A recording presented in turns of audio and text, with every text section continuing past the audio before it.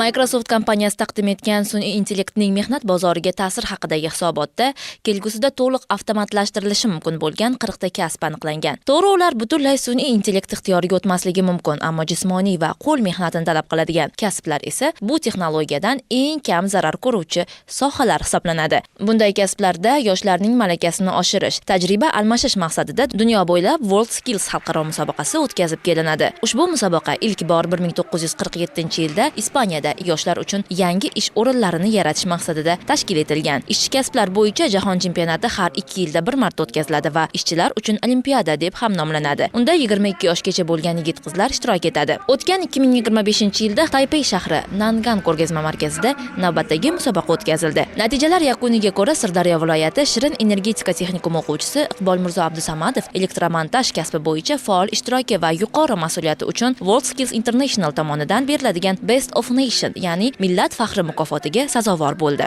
Yoshligimdan ustachilik, tok bo'yicha qiziqish juda kuchli bo'lgan. Moddiy tomondan qiyinchilikka duch kelganimiz uchun xorijda ishlashga ahd qilgandim. Xorijda ham elektr yo'nalishida ishlaganman.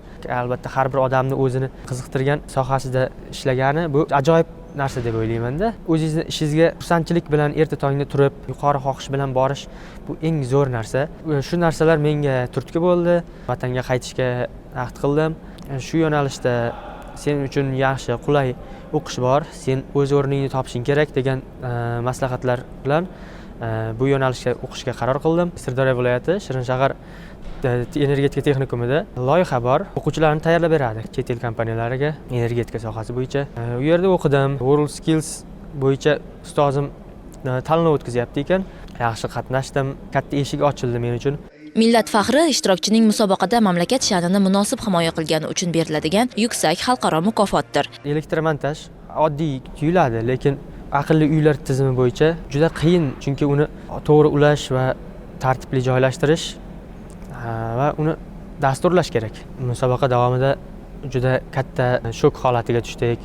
Menda birinchi ishtirok edi. Tayyorgarlik ko'p bo'lmadi. 1 yil ham bo'lmagandi. Endi kelasi safarlarda tayyorgarlikni kuchaytiramiz dedik. Yo'limizda hali jahon chempionati turibdi, Shanxayda bo'lib o'tadigan.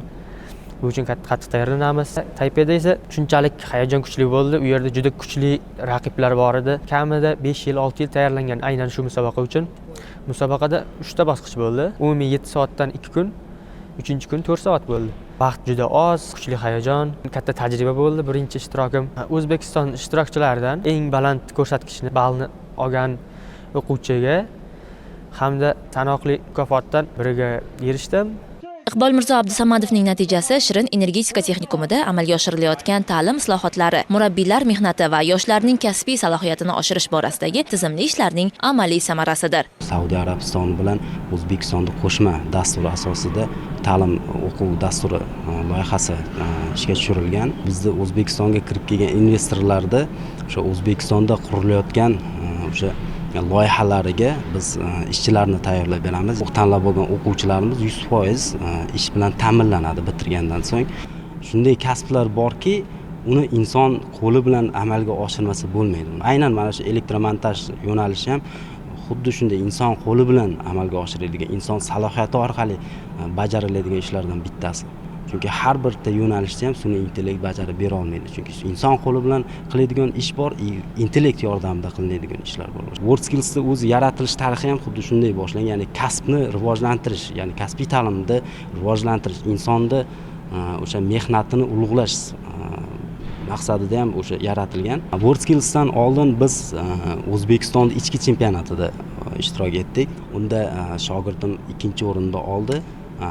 Ustozlar bo'yicha milliy chempionatda o'zim 1-o'rinda olganman elektromontaj bo'yicha. Shundan keyin keyingi bosqichimiz bizda World Skills'da o'sha Osiyo chempionati bo'ldi. Menda ham, shogirdimda ham World Skills musobaqasi birinchi marta. Birinchi bizda tajribamiz. Osiyoda ko'zlagan natijamizni Shanxayda xudo xolasa qayd etamiz degan umidimiz bor. Bu yil World Skills xalqaro chempionatida 32 ta kasb bo'yicha 40 ta davlatdan 1,5 ming nafardan ortiq ishtirokchilar qatnashgan. Mamlakatimizdan 16 ta yo'nalish bo'yicha 32 nafar ishtirokchi qatnashib, o'z kasbiy bilim va mahoratini namoyon qildi. Har bir o'rnatgan qurilmalarni yuqori aniqlik bilan o'rnatish eng katta xato chegarasi 2 mm bo'lgan. bizda 1 millimetrgacha xato bo'ldi. Odamni ko'rganda masalan uyni chiroqlari yonish kerak. Bir dona tugma orqali uyni turli joyidagi chiroqlarni, televizor, isitish sovutish tizimi, suv, o'shalarni bitta dona tugma orqali boshqarardi. O'shalarni hammasini jamlantirib biz dasturlashimiz kerak edi. Biz uddaladik. 2026-yil Shanxayda bo'lib o'tadigan WorldSkills jahon chempionati uchun tayyorgarlikni boshlaganmiz. Kerakli qurilmalarni buyurtma qilganmiz. Bizni oldimizda 9 oy bo'lishiga qaramasdan biz har bir daqiqagacha unumli foydalanishga harakat qilyapmiz. Oldimizdagi musobaqada biz o'zimiz ko'zlagan eng yuqori va eng tarixda qoladigan natijani ko'zda tutmoqdamiz. O'zbekiston jamoasining xalqaro maydondagi ushbu muvaffaqiyati yurtimizdagi kasbiy ta'limni rivojlantirish, zamonaviy kasblar bo'yicha xalqaro standartlarga mos, raqobatbardosh mutaxassislar tayyorlash jarayonining izchil davom etayotganidan dalolat beradi.